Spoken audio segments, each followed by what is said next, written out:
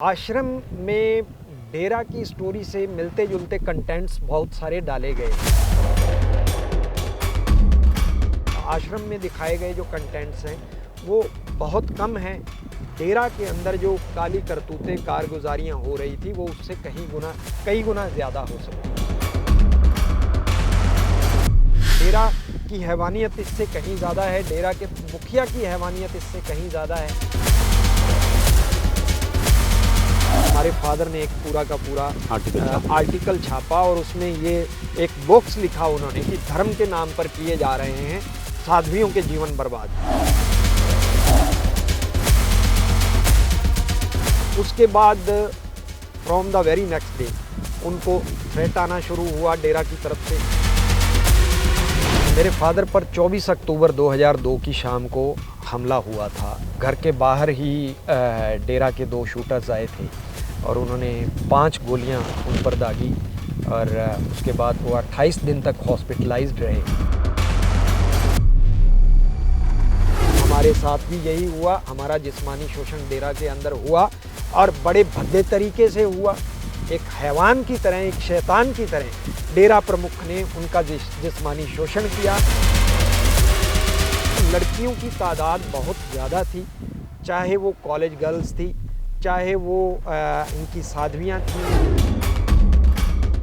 यहाँ पर आर्मी भेजी गई इसी डेरा के बाहर सब तरफ। तो बहुत लोग कहते हैं यहाँ से जो बहुत डेरा के अंदर बहुत सारा पैसा था, सोना था, वो इस रास्ते निकला जिस रास्ते पर हम खड़े हैं। यहाँ पीछे डेरा है। तो क्या था वो, कैसे निकला था? डेरा के हम बैक साइड में खड़े हैं। ये जो सारी प्रॉपर्टीज़ हैं, सारा सामान भर करके राजस्थान बॉर्डर की तरफ से कहाँ निकाला गया, किधर निकाला गया, बिल्कुल ये सरकार और प्रशासन की मिलीभगत से हुआ ये सब खेल। आईबी की भी एक रिपोर्ट थी कि डेरा के अंदर अवैध असला है। सबसे बड़ा प्लेयर था आदित्य इंसा। आदित्य इंसा कहाँ है? आदित्य इंसा कोई इतनी बड़ी तोप नहीं है कि हमारी एजेंसियां उसे ढूंढ नहीं। आजकल सिख वेशभूषा के अंदर है और डेरा के अंदर ही रह रहा है, कहीं नहीं गया। जो रूहानी दीदी का टैग दे दिया, अब ये नया दौर है, इसको कैसे देखिए? पहले वो प्रियंका तनेजा हुआ करती थी। डेरा में जैसे जैसे वो गुरमीत राम रहीम के नज़दीक आई तो वो हनीप्रीत हो गई। गुरमीत राम रहीम जब जेल में हो तो लोग हनीप्रीत की बात को माने, उस पर विश्वास करें, इसलिए उसको एक दोबारा से ये नया नाम दे करके उसको फिर से स्थापित करने की कोशिश की जाए। जब तक डेरा प्रमुख जो है वो जीवित है, वो अपने जीते जी किसी को डेरा की गद्दी नहीं सौंपेगा, जहाँ तक मैं उस व्यक्ति को जानता हूँ। विकास गुप्ता हनीप्रीत के पति हैं, उन्होंने बताया कि कैसे उनकी पत्नी छीन ली डेरा मुखी ने। वो उसका हस्बैंड ज़रूर था, अदरवाइज़ उसके कोई किसी एक पत्नी की तरह उसके कोई भी कभी संबंध रहे नहीं। ये बात अलग है कि वो राम रहीम जो है अपने नाजायज़ संबंधों को छिपाने के लिए डेरा में और समाज में ये कहता फिरे कि हनीप्रीत उसकी मुँह बोली बेटी है। डेरे में कास्टेशन वाला केस भी बहुत, वो क्यों होती थी? कास्टेशन क्यों होती थी? उन सभी लड़कों को, जो जवान लड़के थे, एक मोटिव ये था कि उनको नामर्द कर दिया जाए, नपुंसक कर दिया जाए, ताकि वो अपनी सेक्सुअल लाइफ जो है उसके लिए उत्तेजित ना हों और वो जो डेरा के अंदर रह रही साध्वियाँ हैं उनके प्रति अट्रैक्ट ना हो। डेरा के लिए बनी बनाई फौज जो है बिना किसी लालच की, क्योंकि घर का मोह नहीं रहेगा, फैमिली का मोह नहीं रहेगा, बच्चे नहीं होंगे तो प्रॉपर्टी सुरक्षित रहेगी, और दूसरा काम करने के लिए एक जो 400-500 लोगों की फौज है बिना किसी लालच के वो तैयार रहे। इतनी पंजाब हरियाणा में नुकसान हुआ है, यूपी में नुकसान हुआ है, इन्होंने बहुत गाड़ियों को आग लगा दी थी, गवर्नमेंट प्रॉपर्टीज़ को, प्राइवेट प्रॉपर्टीज़ को जी, वो डेरा से लिया जाए। अब उसका क्या बन रहा है? आप तो केस को फॉलो कर रहे हैं। दंगों की साजिश डेरा सच्चा सौदा के अंदर रची गई।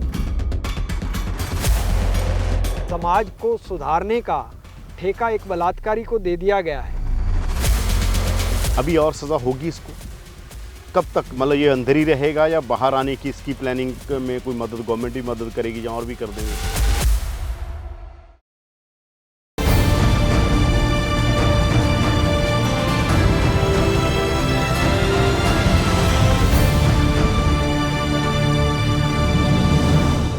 देश हरियाणा टीवी पर आपका स्वागत है। मैं हूं यादविंदर सिंह।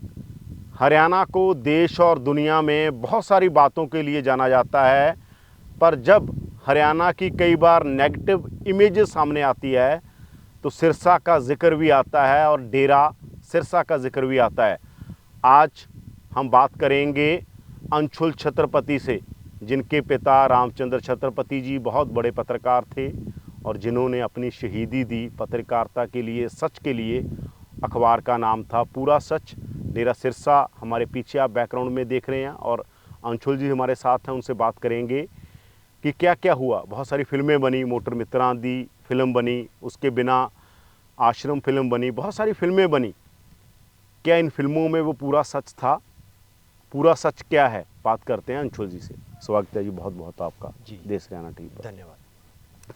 तो अंशुल जी शुरुआत करते हैं। आपके पिताजी ने 2000 में अखबार निकाला, अखबार का नाम था पूरा सच। जी डेरा सिरसा को जिस केस में रेप की सज़ा हुई, वो स्टोरी सबसे पहले आपके अखबार में छपी, आपके पिताजी के अखबार में छपी। जी सुनाइए कैसे शुरू होती है स्टोरी, कैसे आपके पिताजी के मन में आता है कि ये सारा जो भंडाफोड़ करना है? देखो अभी वो एक जागरूक पत्रकार थे। पूरा सच नाम का अखबार की शुरुआत उन्होंने 2000 में की, सन 2000 में। वो उससे पहले अलग अलग अखबारों के अंदर अलग अलग आर्टिकल, अलग अलग अपने कॉलम जो है उसके लिए वो काफ़ी मशहूर रहे। सिरसा के ही एक 2-3 इवनिंग न्यूज़पेपर्स में वो लगातार लिखते थे, प्रतिदिन कॉलम जिसका नाम ही प्रतिदिन था। और भी अलग अलग तरह के कॉलम्स उन्होंने बहुत सारे लिखे और हिंदुस्तान दैनिक के लिए भी उन्होंने काम किया, जेवीजी टाइम्स और कई सारे न्यूज़पेपर्स में उन्होंने काम किया। लेकिन जिस तरह की पत्रकारिता वो करना चाह रहे थे, असल में वो इन अखबारों के माध्यम से वो अपनी बात जो है लोगों तक नहीं रख पा रहे थे, उन मुद्दों को नहीं उठा पा रहे थे, जिस वजह से उन्होंने ये अपना न्यूज़पेपर एक शुरू करने की ठानी और पूरा सच उसका नाम रखा। और पूरा सच जब उन्होंने शुरू किया तो उसके माध्यम से उन्होंने लगभग लोगों में कोशिश की कि पूरा सच, जैसा कि अखबार का नाम है, तो पूरा सच हर एक खबर के माध्यम से पूरा सच ही लोगों में आ सके।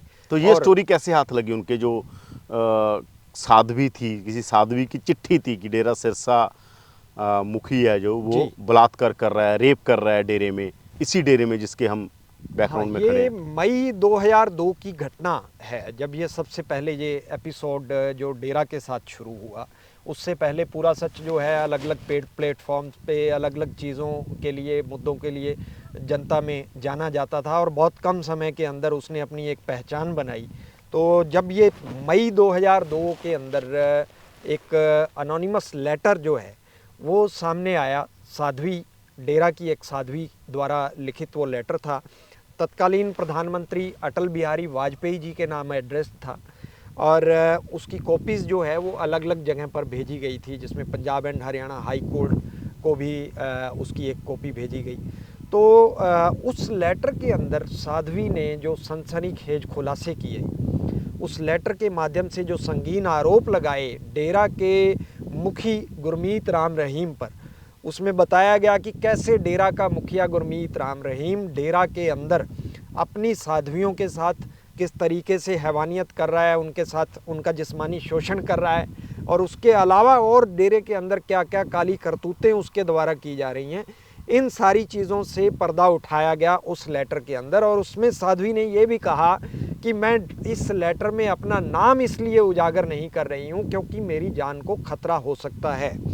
तो वो अनोनिमस लेटर जो है वो पहली बार जब चर्चा का विषय बना, सर्कुलेट हुआ, बाज़ारों के अंदर हुआ, फ़ोटो स्टेट की दुकानों पर हुआ, अलग अलग जगह पर हुआ, तो काफ़ी चर्चा का विषय बना। छापा किसी ने नहीं? वो बिल्कुल नहीं। एक दो अखबारों में उसका जिक्र, जैसे कि हमने सुना, पंजाबी के एक न्यूज़पेपर देश सेवक और पंजाब में एक और डेली अखबार ने भी उससे रिलेटेड कुछ समाचार प्रकाशित किया था। लेकिन हमारे फादर ने जो एक शुरू किया, पहली बार सिरसा के अंदर एक घटना घटित हुई।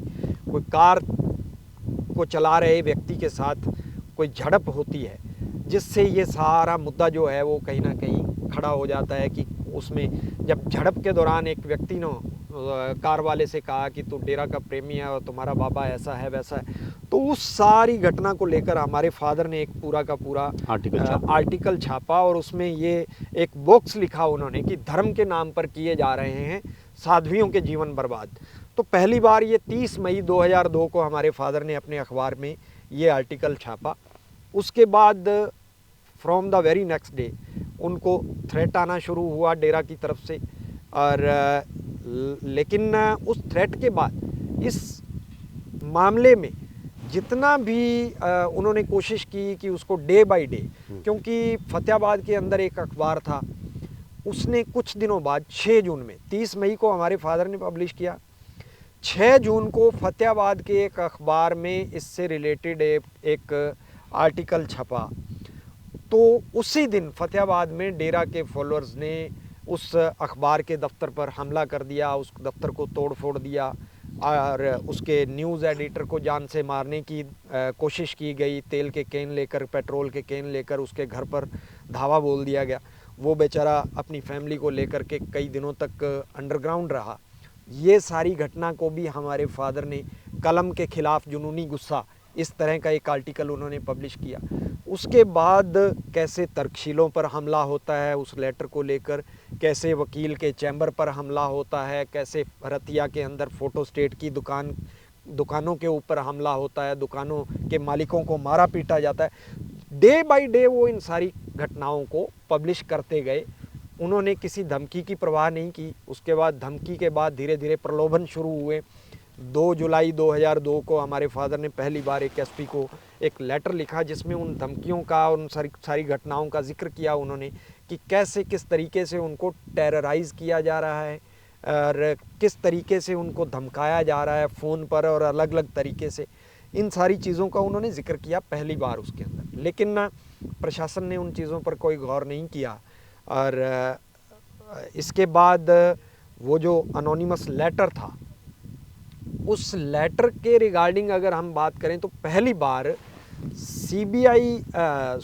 जो हमारी हाई कोर्ट है, उसने हमारे सिरसा के जो सेशन जज हैं, सुल्लर साहब थे उस समय, उनको एक लेटर लिखा कि हमारे पास इस तरह से एक अनोनिमस लेटर आया है जिसमें ये सनसनीखेज आरोप लगाए गए हैं, तो आप इस लेटर के बारे में हमें अवगत करवाएं, इसकी सच्चाई के बारे में कि क्या सिरसा के अंदर जो डेरा है वहाँ इस तरह की घटनाएं हो रही हैं। MS सुल्लर साहब ने उस लेटर का रिप्लाई दिया। उसमें कहा कि ये जो तंत्र है, ये जो डेरा है, ये बहुत बड़ा तंत्र है, इसकी जांच जो है वो मेरे बूते का नहीं है, किसी स्वतंत्र एजेंसी से इसकी जांच करवाई जाए, इस तरीके का रिप्लाई उन्होंने दिया। तो ये जो सारा सीबीआई की जांच शुरू हुई, जांच का जो विषय था, ये इस लेटर के, इस रिप्लाई के बाद माननीय हाई कोर्ट ने सुओ मोटो लेते हुए सीबीआई इन्वेस्टिगेशन के ऑर्डर किए उस लेटर पर पहली बार सितंबर 2002।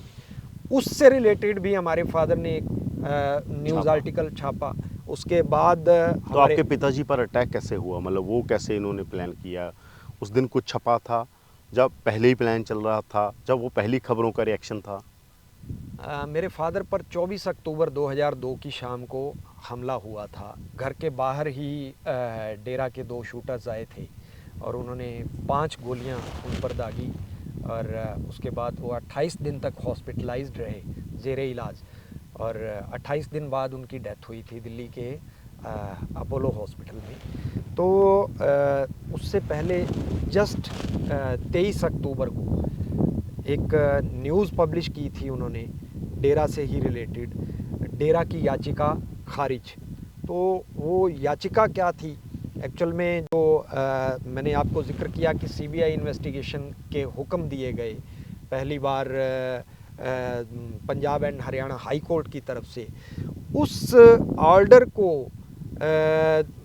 चैलेंज किया गया दोबारा से हाई कोर्ट में और उसको रिव्यू करने के लिए पिटीशन डाला गया कि सीबीआई इन्वेस्टिगेशन की इस मामले में कोई ज़रूरत नहीं है, डेरा इतना धार्मिक डेरा है, इस तरह के धार्मिक काम कर रहा है, इस तरह की चैरिटी के काम कर रहा है। तो इस सारी चीज़ों का हवाला देते हुए सीबीआई इन्वेस्टिगेशन को बंद करवाने के लिए एक याचिका डाली गई थी, जो 23 अक्टूबर को हमारे फादर ने उस दिन उस याचिका, क्योंकि वो खारिज हुई थी, तो हमारे फादर ने उससे रिलेटेड वो न्यूज़ आइटम पब्लिश की। तो उससे अगले दिन हमारे फादर पर ये हमला होता है 24 अक्टूबर 2002। तो जैसे मैं बोल रहा था कि आश्रम फिल्म बनी, बहुत सारा कुछ इस तरह से फिक्शन में आता है जी। आपने देखी क्या? डेरा क्या है और क्या आश्रम फिल्म में वो दिखाया गया है? कहा गया कि ये इसी डेरे के बारे में। आश्रम फिल्म काफ़ी चर्चा में रही और हालांकि उनके प्रोड्यूसर डायरेक्टर ने ये इस बात का खंडन किया कि डेरा सच्चा सौदा से इस की स्टोरी से इसका कोई लेना देना नहीं है, लेकिन लोगों ने काफ़ी हद तक ये चर्चा लोगों में रही कि ये बिल्कुल डेरा सच्चा सौदा पर ही आधारित है ये स्टोरी। और मैंने वो बिल्कुल वो देखी है और देखने के बाद मुझे ये जो लगता है कि आश्रम में डेरा की स्टोरी से मिलते जुलते कंटेंट्स बहुत सारे डाले गए हैं। लेकिन अगर मैं ये बात करूं कि क्या आश्रम बिल्कुल हूबहू डेरा सच्चा सौदा की कहानी को बयान करता है, तो उसमें ये मैं कहूँगा कि आश्रम में दिखाए गए जो कंटेंट्स हैं वो बहुत कम हैं। डेरा के अंदर जो काली करतूतें कारगुजारियाँ हो रही थी वो उससे कई गुना ज़्यादा हो सकती हैं। मैं अगर ये कहूँ कि डेरा की हैवानियत इससे कहीं ज़्यादा है, डेरा के मुखिया की हैवानियत इससे कहीं ज़्यादा है, तो आश्रम में जो सच्चाई है उससे भी कहीं ज़्यादा अगर कल को अगर कोई डेरा सच्चा सौदा या इस पूरे घटनाक्रम पे अगर कोई स्टोरी लेकर के उस पर फिल्म बनाता है तो वो इससे कहीं ज़्यादा मैं ये कहूँगा कि उसमें जो घटनाएं हैं वो रोंगटे खड़े कर देने वाली होंगी। फैसला आने से पहले भी पंजाब में एक फिल्म बनी थी मोटर मित्रां दी, जी शायद वो देखी आपने? मैंने पूरी वो तो नहीं फैसला देखी। नहीं आया था, उससे पहले बनी थी। हाँ, उनको भी काफी धमकाया गया था। मैंने देखी नहीं है, लेकिन बिल्कुल योगराज थे उनमें और भी थे। इस बात पे मैं ये कहूँगा कि हमारी छोटी छोटी घटनाओं पर हमारा बॉलीवुड जो है वो काम करता है। आजकल बायोपिक्स का बड़ा एक ट्रेंड चल रहा है बॉलीवुड के अंदर, लोगों की बायोपिक्स पे काफ़ी काम किया जा रहा है और जो सच्ची घटनाएं हैं उन पर काफ़ी काम किया जा रहा है। लेकिन ये 2002 का मामले हैं ये सब, और 2017 को सजा हुई गुरमीत राम रहीम किस तरीके से पाखंड फैला रहा था और उसके बाद वो किस तरीके से बॉलीवुड में खुद चला जाता है, खुद उतर जाता है, और बॉलीवुड के लोग, बॉलीवुड के स्टार्स कैसे आके राम रहीम से मिल रहे हैं। और ये सारी घटनाएं कहीं ना कहीं हमें विचलित कर रही थी कि इस आदमी की सच्चाई क्या है, क्या बॉलीवुड वाले जानते नहीं हैं। लेकिन आज भी आप देखेंगे कि 17 के फैसले के बाद भी किसी व्यक्ति ने किसी बायोपिक पे या किसी ओरिजिनल उस घटनाक्रम पे, स्टोरी पे कोई ऐसा काम नहीं किया है। तो एक जो डर है वो, चाहे हम पंजाबी फिल्म उद्योग की बात करें या हिंदी जगत में करें, दोनों में ही एक डर ज़रूर है।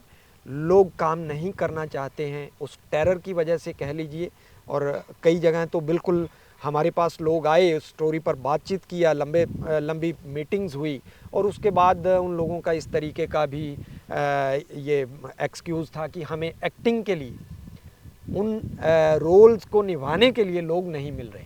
तो एक टेरर जो है वो ज़रूर कहीं ना कहीं उसमें अभी भी काम कर। जैसे आपने कहा कि साध्वियों, तो 2 साध्वियों का बयान, कितनी साध्वियाँ थी और क्या क्या हुआ था डेरा में, आपकी इन्फॉर्मेशन क्या है? देखिए, डेरा के अंदर वैसे तो बहुत सारी ऐसी लड़कियां और साध्वियां थी जो जिस तरह की बातें कही गई पीड़िताओं द्वारा या और जो लोग डेरा के अंदर से पीड़ित जो आए थे उनके द्वारा जिस तरह की घटनाओं का जिक्र किया जाता है। कास्टेशन वाला केस भी जी, कास्टेशन के पीड़ित हैं या पीड़ित साध्वियां हैं या और भी कई तरह के लोग हैं, विश्वास गुप्ता की फैमिली है या गुरदास तूर या और बहुत सारे ऐसे लोग थे जो अंदर से डेरा के ही अंदर के लोग थे और उन्हें काफ़ी इन घटनाओं के बारे में जानकारी थी। तो जो जानकारी उन घटनाओं से मिलती है उसके अगर हम बात करें तो लड़कियों की तादाद बहुत ज़्यादा थी, चाहे वो कॉलेज गर्ल्स थी, चाहे वो इनकी साध्वियाँ थी या इनके यहाँ साध्वियों के तौर पर रह रही जो स्टाफ की मेंबर्स थी कॉलेज के, स्कूल के, तो ऐसी बहुत सारी लड़कियां थी जिनके साथ इस तरह की घटनाएं हुई। लेकिन एक उस वक्त जो आतंक था डेरा का, कोई भी व्यक्ति खुलकर मुंह से ये बात बोलना नहीं चाहता था, और जो पीड़िताएं थी उन्हें इस तरीके से धमकाया गया था कि वो बाहर आकर के सच्चाई बयान करने की हिम्मत नहीं जुटा पाई। और उसके पीछे जो एक बड़ी वजह थी, वो वजह ये थी कि पीड़ितों के मन के अंदर एक जो डर था, सबसे बड़ा डर ये था कि जिस सिस्टम ने उन्हें इंसाफ दिलवाना है, वो सिस्टम जिस तरीके से बिल्कुल डेरा सच्चा सौदा के अंदर आकर के झुक रहा था, चाहे वो सरकारी मशीनरी थी, चाहे वो हमारी प्रशासनिक मशीनरी थी, अफसरशाही थी, और जैसा उनका रोज़ यहाँ व्यवहार था, लोग मंत्री, मुख्यमंत्री और हमारे प्रशासनिक अफसर जैसे आकर के डेरा में माथा टेक रहे थे, तो पीड़िताओं के मन के अंदर एक शंका थी कि जिस सिस्टम ने उन्हें इंसाफ दिलवाना है, वो जिस तरीके से डेरा के आगे नतमस्तक है, तो कहीं ऐसा ना हो कि हम लोग आवाज़ उठाएं और हमारा हश्र जो है वो क्या हो। तो जो चिट्ठियां लिखी गई बेसिकली उसमें क्या मतलब, एक दो चिट्ठियां का, चलो दो तो वहां पर पता है कि उसमें दो तो मेंशन है, जो जजमेंट है उसमें भी जी, बहुत सारी और भी लड़कियों ने चिट्ठियां, क्या था उसका कंटेंट, क्या था, क्या क्या हुआ था उनके साथ, आपने क्या सुना है? चिट्ठियों के अंदर चिट्ठी में तो जो जिक्र है वो चिट्ठी के बिना भी आपने जो कुछ सुना, दो लड़कियों ने अपनी जो क्या क्या बताया था, गवाही दी है, वो बिल्कुल रोंगटे खड़े कर देने वाले तथ्य हैं उसके अंदर। अगर हम बात करें अब उसकी चिट्ठी की बात करें, तो चिट्ठी के अंदर जो कंटेंट्स हैं और उन लड़कियों के जो बयान हैं, लगभग हूबहू मेल खाती हैं वो चीज़ें। कि ऐसा नहीं है कि वो चिट्ठी कैसे आई। अब डेरा की तरफ से ये भी भ्रम फैलाया जाता था कि वो चिट्ठी किसने लिखी, कौन लिखने वाला था, आदमी था, औरत थी, आज तक सीबीआई उन्हें ढूंढ नहीं पाई, और उसमें गुमनाम चिट्ठी थी, नाम नहीं था, उसका आज तक पता ही नहीं चला। तो ये जो सज़ा है ये तो बेमानी है, क्योंकि उस चिट्ठी वाले को ढूंढ नहीं पाई। लेकिन अगर हम बात करें, मैटर चिट्ठी वाले को ढूंढना नहीं था, मैटर ये था कि जिसके साथ जो के अंदर जो कंटेंट्स हैं उस पर दो लड़कियों ने आकर के मोहर लगाई कि हाँ, डेरा के अंदर ये सब हो रहा था, हमारे साथ भी यही हुआ, हमारा जिस्मानी शोषण डेरा के अंदर हुआ और बड़े भद्दे तरीके से हुआ। एक हैवान की तरह, एक शैतान की तरह डेरा प्रमुख ने उनका जिस्मानी शोषण किया। उसके बाद जिस तरीके से उनके सामने जो है दिक्कतें पेश हुई, ये सारी चीज़ें उन्होंने बयान की अपने बयानों के अंदर। और उन्होंने बताया कि कैसे उनको उनके मन के अंदर एक डर था जो डेरा प्रमुख ने ही पैदा किया था कि सरकार के अंदर, प्रशासन के अंदर, पुलिस के अंदर बहुत ऊपर के लेवल तक उनकी पकड़ है, और अगर आप लोग बाहर जाकर बोलोगे भी तो आपका कोई विश्वास नहीं करेगा। और अगर हम ये बात करें कि उन लड़कियों के बयान की अगर हम बात करें कि आपका कोई विश्वास नहीं करेगा, तो लगभग 2017 के फैसले से पहले स्थिति यही थी। अगर आज हम बात करें कि तो डेरा के फॉलोअर्स जो आज भी जो ये कह रहे हैं कि वो लड़की सीबीआई ढूंढ नहीं पाई, पता नहीं कैसे सज़ा कर दी गई, तो उनकी बात कहीं ना कहीं बिल्कुल जायज़ है कि जिस सिस्टम ने इंसाफ दिलवाना है, जब वो सिस्टम वहाँ नतमस्तक है, तो उनकी बात पर यकीन करेगा कौन? उससे पहले उनके मन के अंदर डर भी दे। तो अब नए नए ड्रामे चल रहे हैं हनीप्रीत को भी रूहानी दीदी का, जबकि उनके पति विश्वास गुप्ता कहते हैं कि क्या क्या हुआ, और आप कहते थे, आपने भी बताया कि विश्वास गुप्ता के साथ क्या क्या हुआ, वो भी बताइए। और ये जो रूहानी दीदी का टैग दे दिया, अब ये नया दौर है, इसको कैसे देख रहे हैं? देखिए, टैग देने की जो परंपरा है वो गुरमीत राम रहीम की बहुत पुरानी रही है, उसे टैग देना उसे अच्छा लगता है। ये बात अगर मैं करूं कि इससे पहले जो नाम दिए गए हैं, अलग अलग नाम, वो अपनी जो शिष्याएं थी, जो साध्वियां थी, जिनके साथ उसने जिस्मानी संबंध बनाए, उनको भी उसने अलग अलग नाम दिए। हनीप्रीत का जो असली नाम है वो डेरा में आने से पहले वो प्रियंका तनेजा हुआ करती थी। डेरा में जैसे जैसे वो गुरमीत राम रहीम के नज़दीक आई तो वो हनीप्रीत हो गई। उसके बाद अगर मैं बात करूं कि किसी को गुरैपल, किसी को गुरचंडी, किसी को क्या, इस तरह के बहुत सारे नाम हैं जो डेरा के अंदर रह रही लड़कियों को गुरमीत राम रहीम ने दिए अपनी तरफ से। और तो ये टैग नेम देना ये एक पुरानी परंपरा रही है गुरमीत राम रहीम की, वो अपने तरीके से उन चीज़ों को भुनाता है। हाँ, ये बात अलग है कि अब डेरा के अंदर एक जो ग्रुप की बात हो रही थी, जो धड़ेबंदी की बात हो रही थी, जिसमें एक परिवार का धड़ा हो रहा था, एक हनीप्रीत का हो रहा था, तो उन सब चीज़ों पर भी ये विराम लगाने का एक ये यत्न हो सकता है, जो एक नया नाम दे करके अपने परिवार को बाहर भेज दिया गया, उसको रूहानी दीदी बना दिया गया लोगों के अंदर, ताकि उसकी एक जो आस्था है, जो विश्वास है, वो और कायम किया जा सके, ताकि गुरमीत राम रहीम जब जेल में हो तो लोग हनीप्रीत की बात को माने, उस पर विश्वास करें। इसलिए उसको एक दोबारा से ये नया नाम दे करके उसको फिर से स्थापित करने की कोशिश की जा रही है। तो विश्वास गुप्ता के साथ मतलब बहुत सारा कुछ हुआ, आप बता रहे हैं कि जी, वो क्या क्या हुआ? मतलब विश्वास गुप्ता हनीप्रीत के पति हैं, उन्होंने बताया कि कैसे उनकी पत्नी छीन ली डेरा मुखी ने। देखिए वो चीज़ें बहुत विस्तार से विश्वास गुप्ता ने भी मीडिया में रखी कि क्या क्या घटनाएं उनके साथ घटित हुई। बाउंस चेक जो आपने अभी भी कुछ आप नया बता रहे थे, हनीप्रीत ने अभी कुछ केस किया है। प्रियंका तनेजा जो उनकी वाइफ थी, उसके बाद जब वो डेरा के अंदर हनीप्रीत हो गई, और हनीप्रीत होने के बाद कैसे मतलब विश्वास गुप्ता के साथ उसका विवाह हुआ, और विवाह के बाद विश्वास गुप्ता ने बताया जब डेरा से निकलने के बाद कि हनीप्रीत के साथ एक सामाजिक तौर पर वो उसका हस्बैंड ज़रूर था, अदरवाइज़ उसके कोई किसी एक पत्नी की तरह उसके कोई भी कभी संबंध रहे नहीं। और भी जो सनसनीखेज खुलासे किए विश्वास गुप्ता ने, उसने कहा कि ये बात अलग है कि वो राम रहीम जो है अपने नाजायज़ संबंधों को छिपाने के लिए डेरा में और समाज में ये कहता फिरे कि हनीप्रीत उसकी मुँह बोली बेटी है, लेकिन सच्चाई कुछ और है जो उसने अपनी आंखों से देखी है। उसने मीडिया के सामने, सबके सामने ये बयान किया कि हनीप्रीत के साथ राम रहीम के नाजायज़ संबंध हैं। तो ये इस तरह की घटनाएं जो हैं वो विश्वास गुप्ता अपने ज़ुबान से बता चुका है। वो उसने कहा कि उसने अपनी आंखों से देखी हैं। तो उसके बाद भी कैसे एक बाप बेटी के रिश्ते को गुरमीत राम रहीम कलंकित कर रहा है, कभी उसको रूह दी, कभी रूहानी बेटी, कभी मुँह बोली बेटी, कभी धर्म की बेटी, इस तरह की संज्ञा दे करके मतलब एक बेटी के रिश्ते को कैसे कलंकित किया जा रहा है, ये सब हमारे सब के सामने है।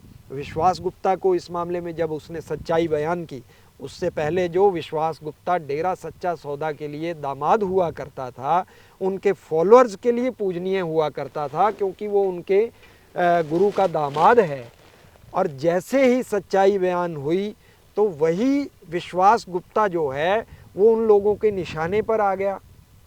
उसी विश्वास गुप्ता के खिलाफ अलग अलग FIRs अलग अलग स्टेट्स में दर्ज करवाई गई, कैसे उसे प्रताड़ित किया गया। उसके बाद चेक बाउंस के अलग अलग मामले, चेक डिसऑनर के हुए।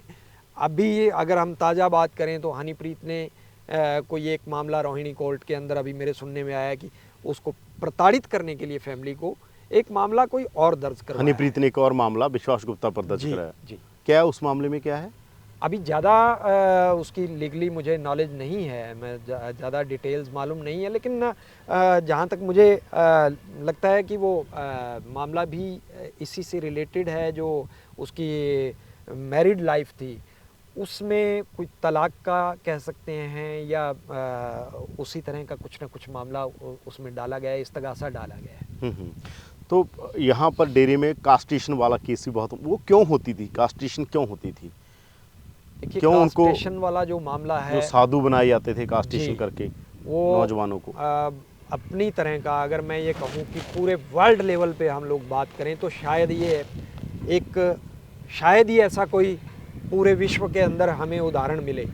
तो हाँ, इससे पहले अगर हम बात करें, हिस्ट्री की बात करें, तो राजा महाराजा लोग जो हैं उनके बारे में सुनते थे कि वो अपने हर्म के की रखवाली के लिए जो है हिजड़ों की फौज रखा करते थे। लेकिन ये पहली बार सुनने में आया कि डेरा के अंदर साध्वियाँ रह रही हैं। उन साध्वियों को गुरमीत राम रहीम जिस तरीके से सोचता था कि वो उस तक सीमित रहें और किसी और के संपर्क में ना आए, मुझे लगता है कि एक सबसे बड़ी वजह इसकी ये भी हो सकती है कि उन सभी लड़कों को, जो जवान लड़के थे, एक मोटिव ये था कि उनको नामर्द कर दिया जाए, नपुंसक कर दिया जाए, ताकि वो अपनी सेक्सुअल लाइफ जो है उसके लिए उत्तेजित ना हों और वो जो डेरा के अंदर रह रही साध्वियाँ हैं उनके प्रति अट्रैक्ट ना हो। दूसरी एक जो वजह है वो मुझे ये भी लगती है कि उन सभी साधुओं के नाम डेरा की बेनामी संपत्ति जो है वो करवाई गई थी, रजिस्टर्ड करवाई गई थी। हालांकि बाद में इन सब चीज़ों को बदला गया, ट्रस्ट रजिस्टर्ड करवाया गया वो, क्योंकि खट्टा सिंह जब यहाँ से चले गए, खट्टा सिंह के नाम भी प्रॉपर्टी थी, तो डेरा को लगा कि बाद में कोई और साधु भी जा सकते हैं डेरा छोड़कर, तो डेरा की प्रॉपर्टी को वो लोग क्लेम करेंगे, तो इसलिए बाद में ये ट्रस्ट बनाया गया और वो सारी प्रॉपर्टी ट्रस्ट को ट्रांसफ़र करवाई गई। उससे पहले जो डेरा की जितनी भी संपत्ति है, बेनामी संपत्ति, वो सारी की सारी अलग अलग उन साधुओं के नाम पर थी। तो उनको ये था कि कल को ये साधु अपनी मैरिड लाइफ जिएंगे, उनके बच्चे पैदा होंगे, उनकी आगे फैमिली होगी, उस फैमिली लाइफ के अंदर उनकी अपनी इच्छाएं पैदा होंगी। उन इच्छाओं के चलते, उन लालच के चलते कहीं ना कहीं वो उस प्रॉपर्टी पर उनका लालच हो सकता है। तो कहीं ना कहीं मुझे लगता है कि उनको इसलिए भी उनको कास्ट्रेटेड किया गया कि उस प्रॉपर्टी जो उनके नाम है ना, वो अपनी सोशल लाइफ, फैमिली लाइफ जो है वो उनकी ख़त्म हो जाएगी। उसके बाद वो एक तो डेरा के लिए बनी बनाई फ़ौज जो है, बिना किसी लालच के, क्योंकि घर का मोह नहीं रहेगा, फैमिली का मोह नहीं रहेगा, बच्चे नहीं होंगे, तो प्रॉपर्टी सुरक्षित रहेगी। और दूसरा, काम करने के लिए एक जो 400-500 लोगों की फ़ौज है, बिना किसी लालच के वो तैयार रहेगी। तो इस कई तरह के लालच थे उसके पीछे, जिस वजह से उनको कास्ट्रेशन किया। अच्छा, जब ये पूरा मामला हुआ, पंचकूला वाला मामला, उसके बाद हाई कोर्ट बहुत सख्त हुई थी जी। यहाँ पर आर्मी भेजी गई इसी डेरा के बाहर सब तरफ। तो बहुत लोग कहते हैं यहाँ से जो बहुत डेरा के अंदर बहुत सारा पैसा था, सोना था, वो इस रास्ते निकला जिस रास्ते पर हम खड़े हैं, यहाँ पीछे डेरा है। तो क्या था वो, कैसे निकला था, या क्यों नहीं रोका गया? एडमिनिस्ट्रेशन मिला हुआ था? देखिए, अगर हम बात करें, ये हमारा संघर्ष यहीं से ये पीछे बता भी थोड़ा, यहीं पीछे रास्ता है। ये बिल्कुल डेरा के हम बैक साइड में खड़े हैं। ये जो सारी प्रॉपर्टीज़ हैं और इर्द गिर्द अगल बगल, ये सारी प्रॉपर्टी जो एग्रीकल्चरल लैंड है, इसमें कई आगे फैक्ट्रीज भी लगी हुई हैं, इंडस्ट्रीज़ भी हैं, ये लगभग डेरा की ही हैं, उनकी ही खुद काश्त में हैं। और तो यहाँ से सड़क निकलती है। ये पीछे डेरा के खेत के कई सारे रास्ते हैं, कई सारी पक्की सड़कें भी बनी हुई हैं जो इधर के पीछे के गांवों से लगती हुई राजस्थान के बॉर्डर की तरफ चली जाती हैं। तो हुआ क्या कि जब ये 2017 25 अगस्त को फैसला आया, बड़े लेवल पर दंगा फसाद हुआ। डेरा सच्चा सौदा के जो फॉलोअर्स हैं, उन्होंने डेरा के बाहर बड़ी संख्या में एकत्रित होकर मिल्क प्लांट को, बिजली घर को आग के हवाले किया। भीड़ जो है वो शहर की तरफ बढ़ती हुई नज़र आई। प्रशासन ने कंट्रोल करने के लिए आर्मी को बुलाया। आर्मी विद इन मिनट्स जो है, आर्मी हिसार से यहाँ पहुँच भी गई, लेकिन आर्मी को डेरा के बिल्कुल जो शहर से एंट्री है डेरा की तरफ, वहाँ रोक दिया गया। उससे आगे ना कहीं आर्मी थी, ना कहीं पुलिस थी, सारा इलाका खुला था, कहीं से सील नहीं किया गया था। हम लोग बार बार मीडिया के मार्फत पुलिस का ध्यान इस तरफ दिलवाते रहे कि डेरा को चारों तरफ से सील किया जाए रास्तों को, क्योंकि डेरा के अंदर जो इल्लीगल एक्टिविटीज़ हो रही थी, जो उनकी इल्लीगल चीज़ें वहाँ इकट्ठी की गई हैं, उनको नष्ट ना किया जा सके, उनको सबूतों को ना मिटाया जा सके, और जो वहाँ अवैध प्रॉपर्टी है, संपत्ति है, धन है, उसको कहीं ले जाया ना जा सके। लेकिन इस चीज़ का कोई ध्यान नहीं दिया गया। ध्यान देने की बजाय जो हमारे सामने चीज़ें आई कि प्रशासन पर कहीं ना कहीं ऊपर से दबाव जरूर आ रहा था। इस रास्ते से वो सारा जी दबाव आ रहा था, जिस वजह से 3-4 दिन तक आर्मी को, पुलिस को डेरा के अंदर एंटर नहीं करने दिया गया, उन्हें वहीं रोक के रखा गया और फ्रीली मूव करने दिया गया डेरा के लोगों को। डेरा के ये पीछे के जो रास्ते हैं, यहाँ से डेरा की गाड़ियाँ, ट्रक और ट्रैक्टर ट्रॉलीज, उनसे वो सारा सामान भर कर के राजस्थान बॉर्डर की तरफ से कहाँ निकाला गया, किधर निकाला गया, बिल्कुल ये सरकार और प्रशासन की मिलीभगत से हुआ ये सब खेल। हम लोग बोलते रहे, हमारी सुनवाई नहीं हुई। हाई कोर्ट ने बिल्कुल इस पर संज्ञान लिया, उस पर लगातार हाई कोर्ट ने ईडी को, इनकम टैक्स को, अलग अलग डिपार्टमेंट्स को जांच करने के लिए बोला, लेकिन उन जांच का आज तक कुछ भी नहीं हो पाया। वो उनका स्टेटस क्या रहा, वो आज तक उनमें क्या किया गया, तो कुछ भी नहीं। उसमें पुलिस ने जो बाद में एक जांच रिपोर्ट आई थी जिसमें बताया गया कि डेरा के अंदर जब रेड किया गया 5 दिन बाद, 4 दिन बाद, तो बताया गया कि इतने 2000 के नोट, इतने 500 के, तो हज़ारों में कुछ जो रुपए बताए गए कि डेरा के अंदर से बरामद हुए।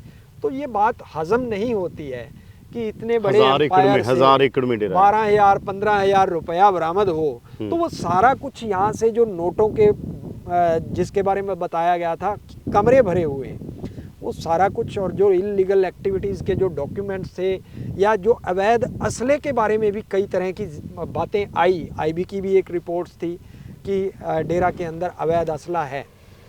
वो सारी चीज़ें डेरा को यहाँ से रफा दफा करने का पूरा 4 दिन तक मौका दिया गया और वो इसी रास्ते से हुआ सब मूवमेंट।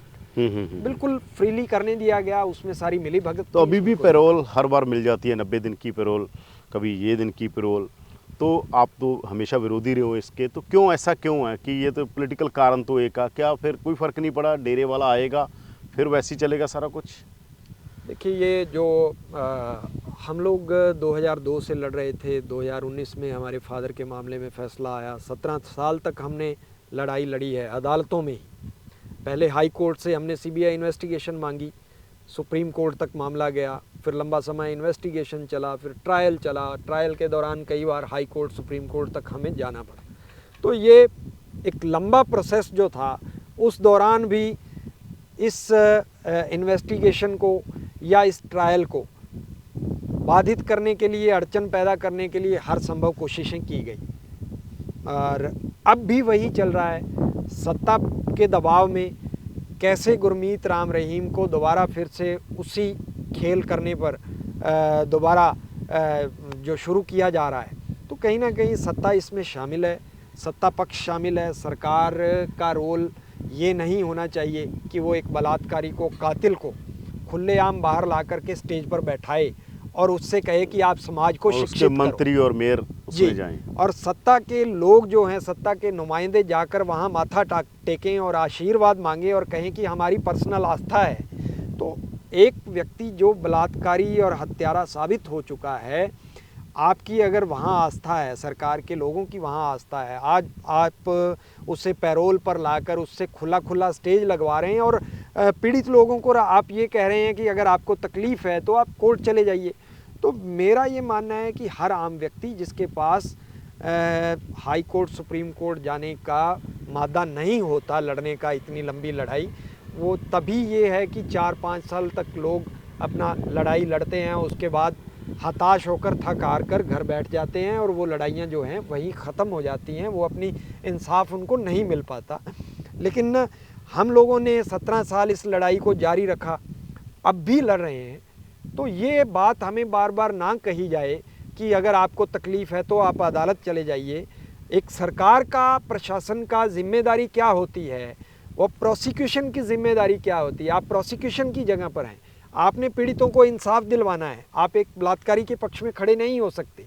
आप एक बलात्कारी के राइट्स की बात कर रहे हैं तो आपको पीड़ितों के राइट्स का भी पता होना चाहिए कि पीड़ित के भी राइट्स होते हैं। तो आप बार बार जिस तरीके से उसकी पैरोल को जस्टिफाई कर रहे हैं, एक बलात्कारी की पैरोल को, तो कहीं ना कहीं इससे आपकी मन की मैल का, आपके मन के अंदर मंशा का कुछ उसमें मैला ज़रूर लग रहा है कि आपके मन में खोट ज़रूर लग रही है कि आप कुछ ना कुछ गड़बड़ कर रहे हैं। तो इसलिए जो ये पैरोल है उसे मैं यही कहूँगा कि कहीं ना कहीं इलेक्शन कनेक्शन और चुनावी सत्ता जो है इसमें अपना खेल खेल रही है। दोबारा से फिर डेरा प्रमुख को बाहर ला करके फिर वो खेल करवाने की कोशिश की जा रही है। वो खूनी खेल मैं इसलिए कहूँगा क्योंकि पहले हम सब ने देखा, इससे पहले बहुत सारी घटनाएं हुई। डेरा सच्चा सौदा को कभी रेजिस्ट नहीं किया गया। 2007 में, 8 में, 10 में, 12 में अलग अलग पता नहीं कितनी ही ऐसी घटनाएं हैं जब डेरा के लोगों ने खूनी खेल खेला, कभी उनको अपोज नहीं किया गया हमारी सरकारी मशीनरी द्वारा, पुलिस द्वारा, कभी भी। तो इसलिए उनके हौसले बुलंद थे। 2017 की जो घटनाएं थी ये इसीलिए हुई कि कभी उनको रोकने की कोशिश नहीं हुई और उन्हें ये था कि हमारे जो आका हैं उनकी पहुंच बहुत ऊपर तक है, तो हमें कोई रोक नहीं पाएगा। तो यहाँ जो लोग थे, जैसे सबसे बड़ा प्लेयर था आदित्य इंसा। आदित्य इंसा कहाँ है, क्या सुना आपने उनके बारे में? आदित्य इंसा कोई इतनी बड़ी तोप नहीं है कि हमारी एजेंसियां उसे ढूंढ नहीं पाई। अभी बहुत से पंजाब के अंदर भी कई इस तरह की घटनाएं हुई हैं। एजेंसीज़ ने बड़ी तीव्रता से, दिल्ली पुलिस ने खासकर उसमें काम किया है। बार बार दिखाया गया कि दिल्ली पुलिस कितनी सतर्क है। स्पेशल सेल जी। तो आदित्य इंसा कोई इतना बड़ा डी कंपनी का मालिक नहीं है कि वो दुबई में या पाकिस्तान में जाकर के बैठ जाए और आप उसे ला नहीं सकते। तो ऐसा नहीं है कि वो एजेंसियों की नज़र से बचा हुआ है। ये सब मिली भगत से खेल चल रहा है। उसे खुली छुट्टी दी गई है। क्या क्या चर्चा उसके बारे में? उसके बारे में चर्चा यही है कि वो डेरा के अंदर रह रहा है, भेष बदल कर रह रहा है, और डेरा के ही लोग ये बताते हैं कि वो कहीं नहीं है, यही है, सरदार बन गया जी। और ऐसा भी नहीं है कि वो क्या क्या कैसे भेष बदल लिया, दाढ़ी रख ली, पगड़ी? जी बिल्कुल। उसके बारे में यही डेरा के लोगों द्वारा ये चर्चा की गई थी कि वो आजकल सिख वेशभूषा के अंदर है और डेरा के अंदर ही रह रहा है, कहीं नहीं गया। और ऐसा नहीं है कि एजेंसियों की नज़र से छुपा हुआ है, सब मिली भगत से है और चल रहा है। तो ये जो बाकी लोग थे, विपसना थी, ये हनीप्रीत अब इम्पोर्टेंट हो गई है, बाकी सारे लोग डीरील हो गए हैं, या जितने बाकी पावर सेंटर थे वो कहाँ गए जिनकी चर्चा होती थी? देखिए, मैंने लगातार मीडिया के सवाल आए कि जब डेरा प्रमुख को सज़ा हुई तो उसके बाद ये कहा गया कि डेरा प्रमुख अपनी माता को, नसीब कौर को गद्दी सौंपेंगे। उसके बाद ये आया कि वो अपने बेटे को गद्दी दे सकते हैं।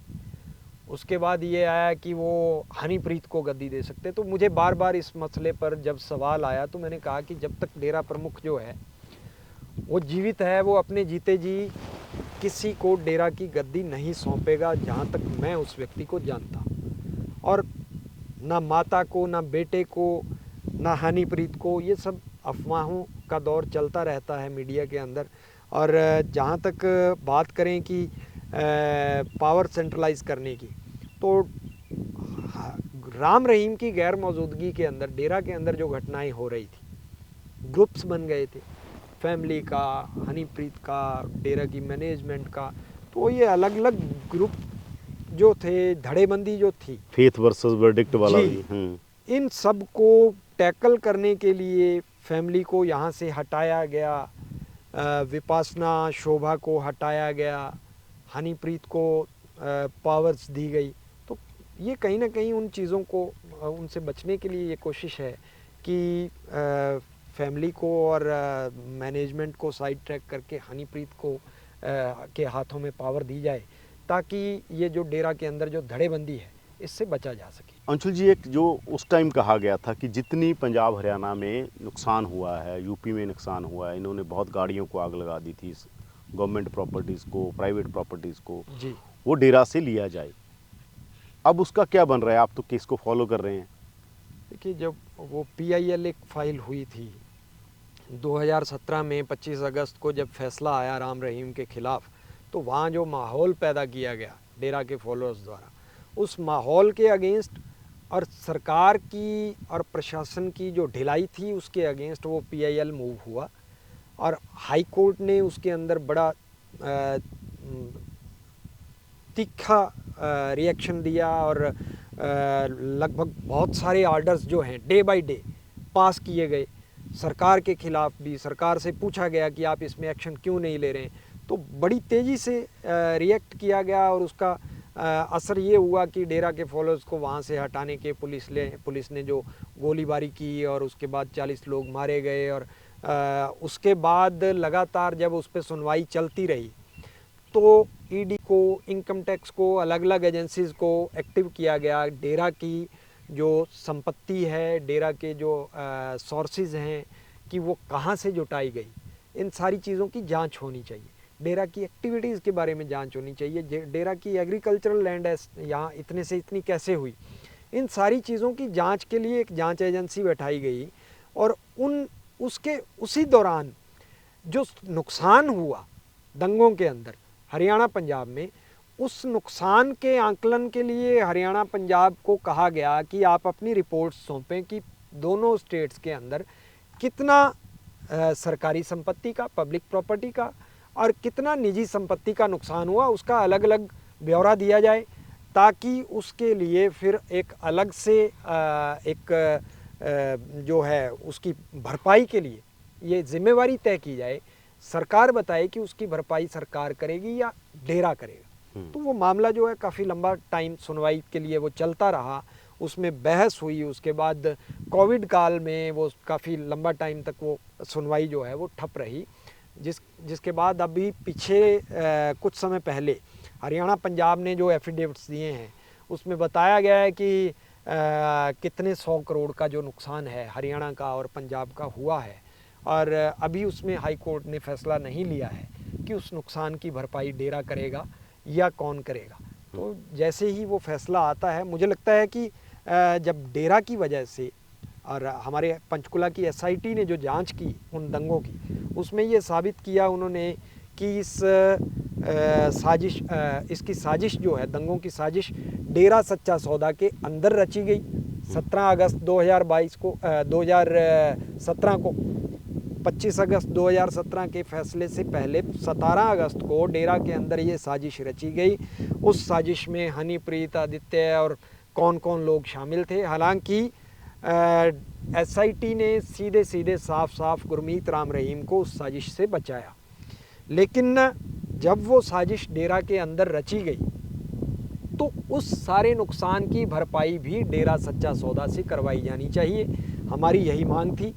तो अभी माननीय हाई कोर्ट से उम्मीद करते हैं कि इस नुकसान की भरपाई जो है वो डेरा से करवाई जाएगी, और उम्मीद करते हैं कि ये जो दोबारा फिर से उन्हीं रास्ते पर, उन्हीं घटनाओं की पुनरावृत्ति के लिए जो माहौल खड़ा किया जा रहा है हरियाणा सरकार द्वारा या प्रशासन द्वारा, उससे बचा जाए। हाई कोर्ट की शरण में हम लोग जाएंगे ताकि माननीय हाई कोर्ट ही इसमें कोई ऑर्डर पास करें सरकार की इन बदमाशियों के खिलाफ, कि जो एक बलात्कारी को, कातिल को किस तरीके से दोबारा स्टेज पर ला करके और उससे प्रवचन करवाए जा रहे हैं। मतलब अब एक बलात्कारी समाज को सुधारने का ठेका एक बलात्कारी को दे दिया गया है, तो ये कितनी विचित्र बात है। तो ये जो पुराने केस हैं और केस हैं, जैसे कास्टेशन वाला केस है जी, अभी और सज़ा होगी इसको? कब तक, मतलब ये अंदर ही रहेगा या बाहर आने की इसकी प्लानिंग में कोई मदद गवर्नमेंट भी मदद करेगी या और भी कर देंगे? देखिए, या रहेगा अंदर? 4 सज़ाएं हो चुकी हैं। तो लीगल रेमेडीज़ जो, अगर हम सबसे पहले, क्योंकि हमें ये इंसाफ जो है लंबी कानूनी लड़ाई के बाद मिला है, तो मैं कानूनी नुक्ते की बात करूँगा।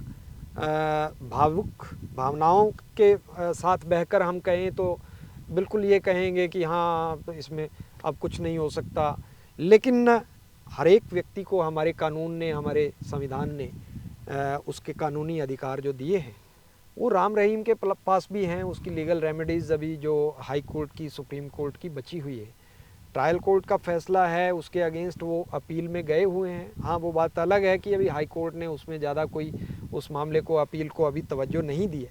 कब वो मैटर सुनवाई में आता है, कितना लंबा टाइम हाई कोर्ट में, सुप्रीम कोर्ट में लगता है, ये सारी चीज़ें जो हैं वो तय करेंगी आगे का ट्रैक क्या रहेगा। जमानत हो सकती है अगर सभी वो केसों कल में? को रेगुलर बेल के लिए हाई कोर्ट में आता है तो हाई कोर्ट का उस पर क्या रुख रहता है, ये सारी चीज़ें तय करेंगी। आगे का कानूनी जो ट्रैक है वो तय करेगा उसके बाहर आने ना आने पर। लेकिन हाँ, जो कास्टेशन वाला मामला है बहुत मजबूत मामला है। 400 साधुओं को नपुंसक बनाया गया, जिसमें सीबीआई जांच हुई। सीबीआई ने जो डॉक्टर MP सिंह और डॉक्टर गर्ग हैं उनको और डेरा सच्चा सौदा प्रमुख गुरमीत राम रहीम को उसमें सीधे तौर पर आरोपी बनाया है।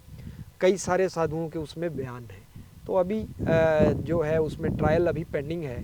ट्रायल कंप्लीट होगा, गवाहियाँ होंगी, उसके बाद ही उसमें सज़ा जो है वो उसका जो हम उम्मीद कर सकते हैं कि उसमें 100% गुरमीत राम रहीम को उस मामले में भी सज़ा सुनाई जाएगी। धन्यवाद अंशुल, आपका बहुत बहुत धन्यवाद। Thank you. इसी तरह की खबरें और स्टोरीज को देखने के लिए हमारे फेसबुक पेज को लाइक करें, फॉलो करें और यूट्यूब पर हमारे चैनल को सब्सक्राइब करें।